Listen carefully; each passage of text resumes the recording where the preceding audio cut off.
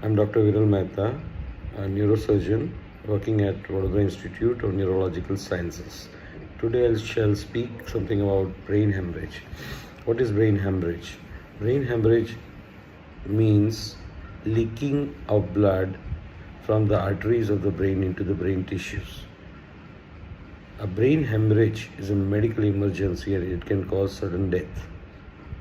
And we should know about the brain hemorrhage, symptoms, signs, and the treatment aspects. Brain hemorrhage can cause compression of brain tissues because of the blood clot, thereby reducing the oxygen supply to the brain tissues and damaging the brain, eventually causing brain swelling. The commonest causes of brain hemorrhage are, first of all, vehicular accident causing head injury, hypertension related brain hemorrhage, that is excessive high blood pressures can cause brain hemorrhage,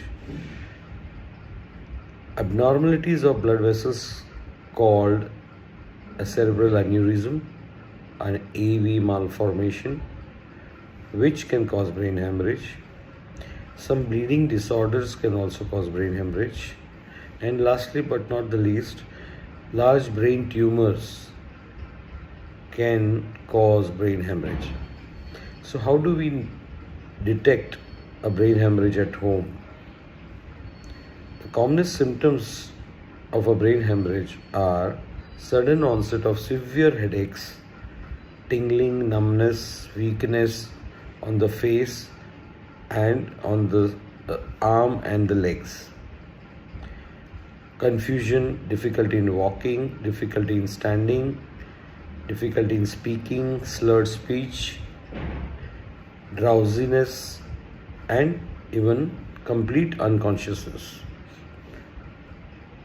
The diagnosis can be made only when you reach the hospital as early as possible. Brain hemorrhage, all that it requires is a CT scan of head and not the MRI. Once the diagnosis is done, a neurologist or a neurosurgeon treats this condition of brain hemorrhage. What is the treatment? The treatment could be depending upon the condition of the patient. If the patient comes in a conscious state, medical treatment with medicines, close monitoring and observation in the ICU is all that is required, control of blood pressure.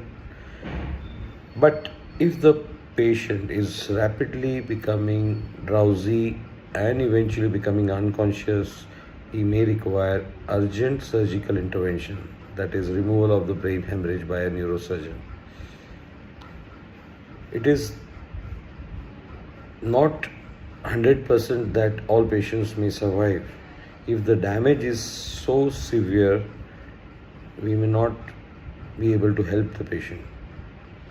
But 80% of the brain hemorrhages which are small, they recover with some deficits in the arms and legs, which eventually require long-term rehabilitation with physiotherapy, and also a continuous physician's follow-up is required for control of the blood pressures, because blood pressure, if not controlled, can again precipitate second brain hemorrhage. Thank you so much.